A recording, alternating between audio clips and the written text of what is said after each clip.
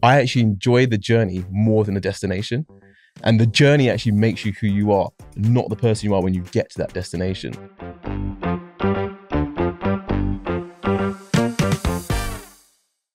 This episode is brought to you by MozCon, the leading SEO conference where you will learn to become a better search marketer. Hello and welcome to MozPod. Today we are joined by Joshua George, founder of ClickSlice, a leading London-based SEO agency. He's also a consultant and SEO trainer who has trained over 150,000 students, and he's also created the best-selling course on Udemy. It's Joshua George. Welcome to MozPod, Joshua. Thank you for having me. It's great to be here. Damn, 150,000, right? Oh, no, it's crazy. Insane. Even when you said it, I'm thinking, damn, that's a lot of people. All right. Today, we're talking about Black Boy Joy, from £7 per hour to 7 figures a year. I'm just going to get into it, Joshua. What inspired you to get into SEO and ultimately start ClickSlice? So yeah, it's a good question. So my journey into SEO all starts from me selling online. So back in 2014, 2015, we used to have one of the largest eBay dropshipping business in the UK. So we basically take items from Amazon, list them on sale for eBay. Obviously, we never had the items in stock. When people ordered our items, we'd order from Amazon, send it directly to the door. That was going great. We had like 22,000 items up for sale in our peak, and it was going really well, lots of revenue. But the problem with eBay dropshipping is it's actually against eBay terms and conditions. You have to own the item you sell. Then on top of that, there's a FVF, a final value fee. So whatever you sell, you have to give eBay 10%. So if you sell a steam mop for £100, eBay gets £10. So our fees were astronomical, like thousands every single month. So I said, do you know what? Forget eBay. I'm going to make my own website and sell products myself. And I pay no eBay fees. So I've made my website and I'm like nowhere to be found, page 20, page 30. I get no traffic, no sales. So I do what anyone does, Google how to get my website higher on Google, discovered SEO and pretty much became obsessed with it, committed, learned it, and then said, you know what? Forget the e-commerce business. I'll just start offering it as a service. And then, yeah, pretty much got into SEO that way. So you're self-taught, no courses, nothing, just learn by doing. Yeah, well, I would say there's definitely a lot of courses I took along the way, but it was all through research. I was actually talking to my friend actually last week, like, how did I get started? And I was like, yeah, I'll take that course. I took that course. And I kind of forgot how many courses I've actually taken. Probably 6 in total, I would say. But yeah, self-taught, a lot of test sites, and yeah, taking a lot of courses, basically. Amazing. All right, so let's reflect on your early days. What was one lesson that you learned from those days in the trenches that still influences how you operate ClickSlice today?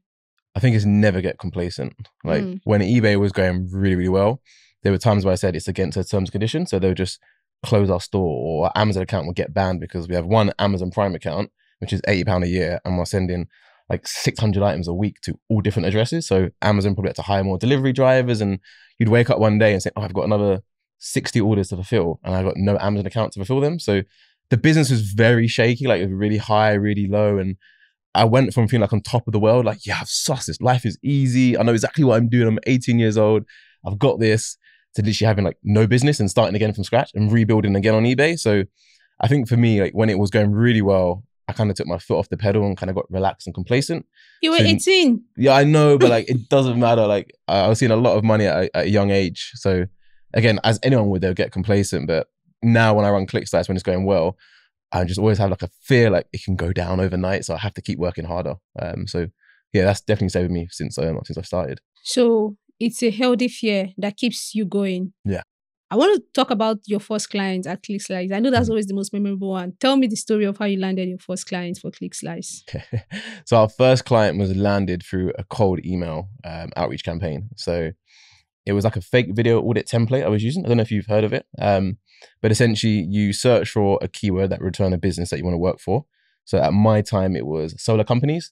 So I searched for solar panel company, London. I went on page 2, page 3, page 4, page 5, 6 of Google, made a list of all the websites, took the website name, URL, found out the owner. I basically sent them an email, just said, hey, I just searched for solar panels company, London, and noticed you're on page 6 of Google. No one goes on page 6. I made you a quick video showing you why you're not on page 1 and what you can do yourself to fix it. If you're interested, let me know and I'll send you the video. Hence the name Fake Video Audits. And I've made the video up front. Then I get all the emails coming back, say, yeah, send me the video. Again, these aren't qualified leads. I don't know if they've got budget, if they're interested, if they're serious. So I was making, I think, about 50 it wasn't Loom videos back then. It was like Vimeo. I was recording it and uploading it onto Vimeo. But like 50 videos, I think a day was the most I've ever done. And then I'm sorry, what? 50 videos in a day? 50. Yeah, but they're like 5-minute videos. They're like, you don't want to get too deep and audit a website. You just show it quickly. No H1, no keyword, stuff like that. So yeah, I was smashing out those videos. And then generating leads that way. One guy replied, I won't name the company. It's actually so large now. Not because of our services. That was when I first started out. But yeah, they replied, jumped on a phone call, added more value, and then went through the sales process and closed them. So yeah, that was an eye opener. That was a lot of work. A lot of work, but you have to work hard. Like there's no shortcuts to success. You have to work hard. Your website, you said you grew 192% during COVID. I remember I was like, damn. When most agencies were struggling to land clients, what strategies or decisions do you attribute to this success? I think 2 things. I would say like our position in the market, because we rank high for a lot of terms in London. So we're always getting a lot of traffic, a lot of inbound leads.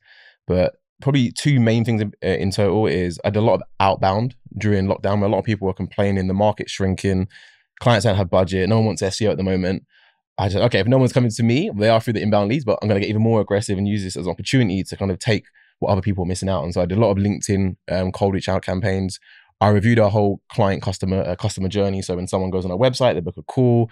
We have a thank you page. You've got like a 5 email sequence they get, and just basically improve our whole process. And it just helped really, really dramatically, I think, to just get more leads, close them, and get higher quality leads as well. So like now if you go into our website and book a call, you go to a confirmation page, a Calendly thank you page, and then it's like loads of case studies and video testimonials. And it's like, it all started with a call, and it's our previous client saying how well it was, or the best decision they made making a call with us. So I'm getting people so excited. So before I even speak to them, they've got all this amazing case study success.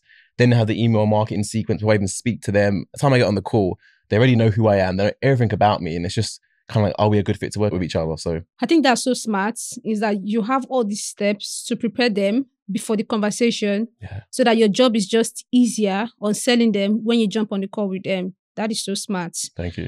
All right. Now, you have all this success coming from COVID-19 that requires you to scale. Walk us through the process of scaling ClickSlice to handle growth. I think it was hiring the right people at the right time. So I hired an on-page SEO expert initially to help with the work so I could continue to do sales. But I think a lot of people, when they grow their agency, they get a lot of leads, they start closing clients, and they get so busy servicing those clients that they no longer do sales. So they no longer grow. And over time, they're actually stagnant and decline. So I made sure I had someone handling the campaign. I taught them from my courses as well. And again, the first person wasn't actually great. I had to get rid of them and get someone else. But I think it's focused on the right things that continue to grow the agency, which is so, so important. So for me, it was sales. So you're saying that if you have the right people that can handle like the technical work, you can focus on sales so that you keep growing. And that's how you scale growth. 100%. Yeah. Where most people will straight away try and keep every client happy, which of course you have to keep clients happy, but you can do that with someone else. And I think most owners, especially me at early days, they struggle to see the trust in someone else. Like, can that person actually do it as good as me? When in reality, there's 1,000 people out there that are better than me at technical SEO, content, maybe link building. So I don't do those parts, but my strength is selling SEO, and I know every part well enough to be able to make sure my team are doing a good job of it as well.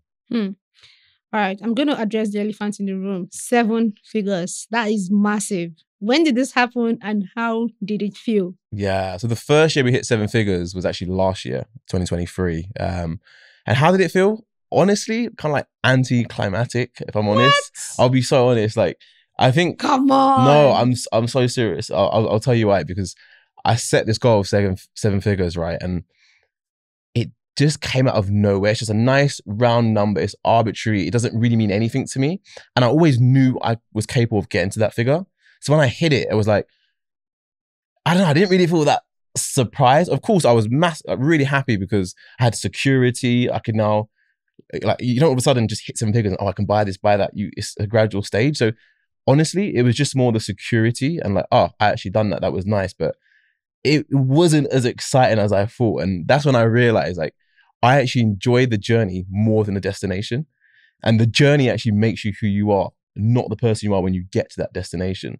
So right now, like, yes, I'm still trying to scale past 7 figures, but I'm kind of like, I'm not tied to 8 figures or multiple 7 figures. It's just like, I just want to grow and have fun and actually see my team win as well.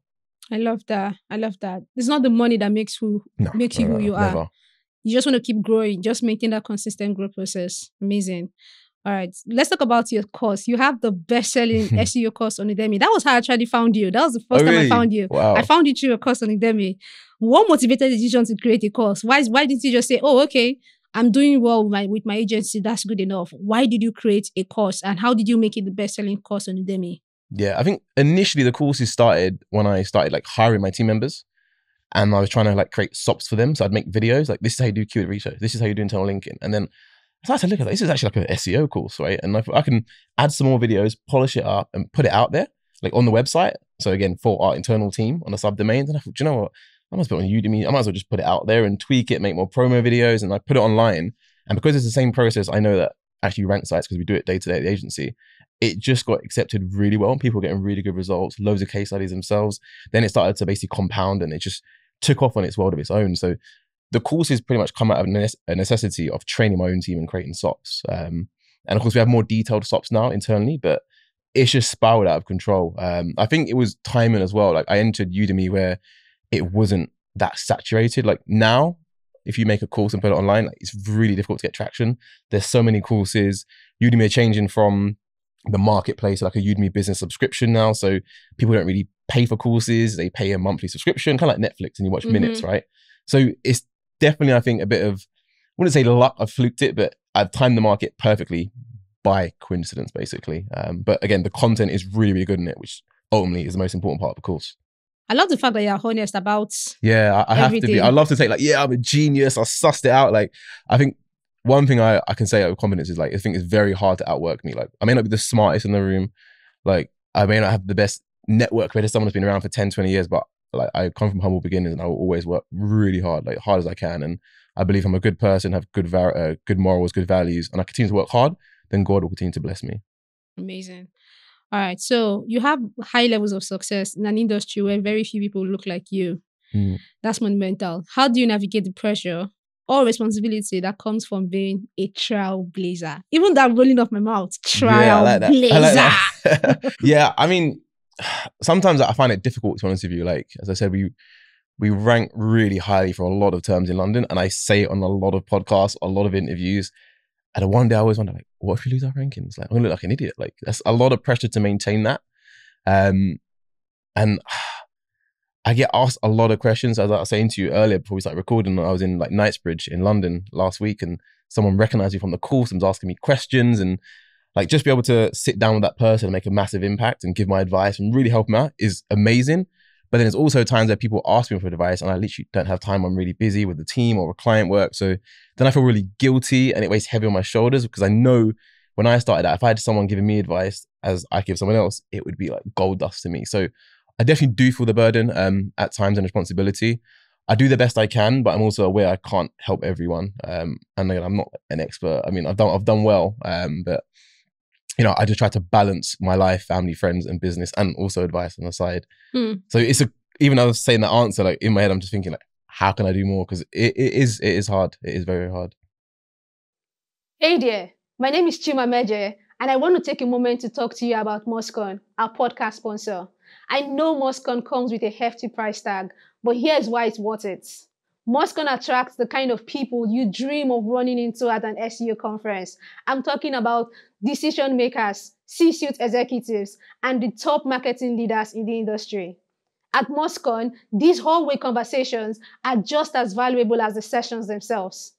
If you're aiming to network with senior experts, chat up hiring managers, and expand your circle with high-quality connections, then you will be in excellent company at MozCon. So don't overthink it. Click that purchase button right now. I can't wait to see you at MozCon in June. As an incentive, you'll get $100 off a group purchase of 5 tickets or more. So bring your team to MozCon with you. Grab a ticket at mz.cm/podcast. How do you hope that all of this success that you're having, all of this visibility that you're enjoying, how do you hope that it's going to like improve diversity in the SEO industry? Yeah, I think it's going to give someone a familiar face to look at. I think just seeing someone that looks like you, that's come from a similar background, you're not privileged, on stage or doing well, it's kind of like, you know what, I can actually do this. Because believing in yourself is probably the most challenging part of, you know, any part of success, really, whether you're an agency, singer, rapper, music, whatever it is. If you don't believe in yourself, why should others believe in you? I agree with you because when I was starting out, that was the first thing I looked for. I wanted to see that there were people like me that were succeeding in this industry, because when there's nobody like you, it makes it hard for you to believe that it's actually doable. And then I see someone like Mike King, like Ross Simmons, and I'm seeing them like doing great things, and I'm like, okay, cool. This is possible. This is doable. I can actually achieve something. So I'm so glad that you agreed to come on this podcast. I think we need to see more Black people I agree.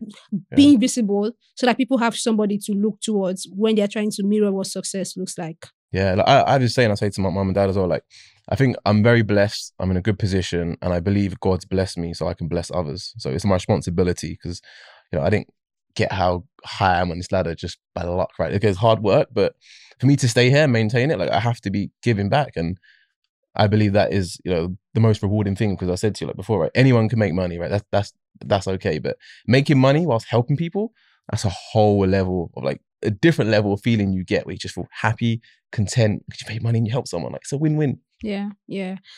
Joshua, as a Black entrepreneur, what does Black boy joy mean to you? Black boy joy to me means authenticity, like being who I am, not changing the way I dress, the way I speak. I don't need to do that. Like, I'm content with myself now. Like, I am me. Like, accept me. And I feel like I've got to that stage now where I don't have to worry about a lot of stuff. As I said to you again before we started recording, if I did this podcast 5 years ago, I would have been in a suit. I would have been at minimum shirt and trousers, like, just so I looked the part. Because again, when I started, there was no one that looked like me. Everyone was dressing smart. So I thought you had to dress smart to get success as well. But now I realize, no, I don't need to conform or be anyone I'm not. I can be me and I can still be successful. So yeah, Black boy joy, it means one word: authenticity. Amazing. All right, let's talk about work-life balance. I know for a fact that you work really, really hard. And the first time I met you that we went out to dinner, I was just asking myself, does this guy even have work-life balance? So that's my next question. Do you have work-life balance? And how do you keep both work and personal life separate? Okay, simple answer is no. I have no balance whatsoever. And I actually don't want balance, as crazy as it sounds. I know people think, oh, you need to keep things separate and have balance. I actually disagree. Like, I have a really good life because of how hard I work. So if I start to add a balance into my life, aka I work less, then I see it as a risk to my life. My quality of life potentially could go down. And that kind of comes down to my deep fear. Like, I don't want to lose what I have, and I don't want to get complacent.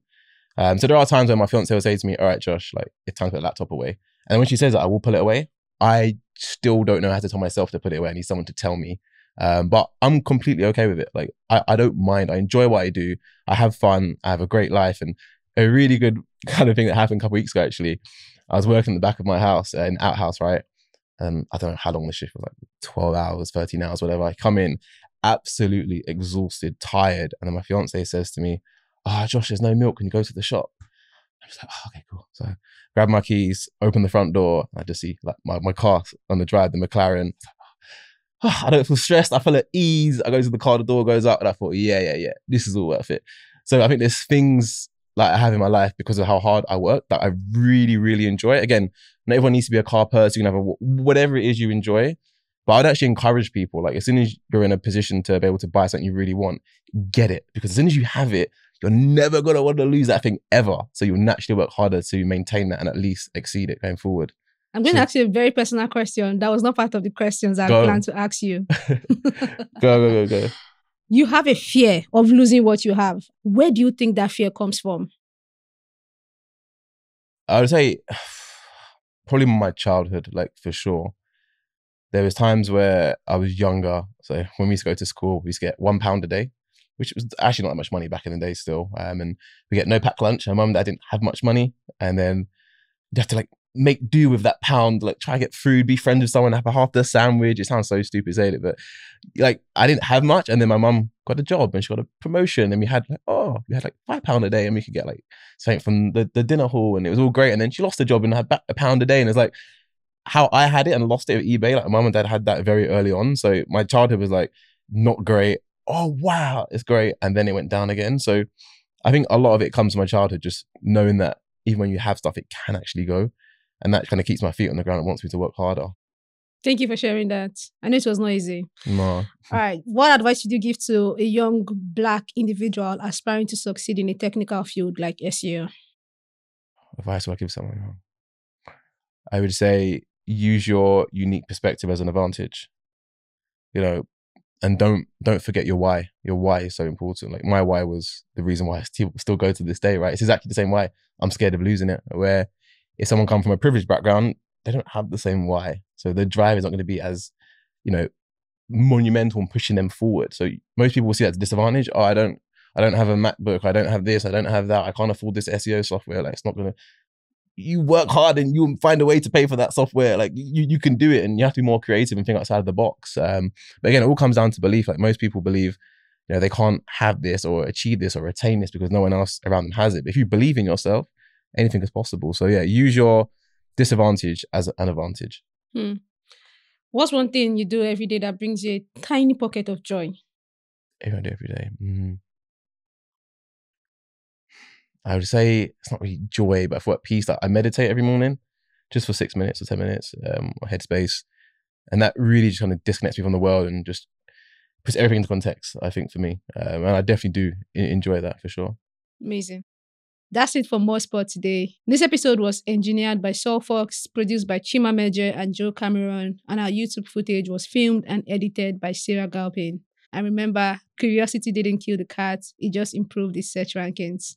Bye-bye.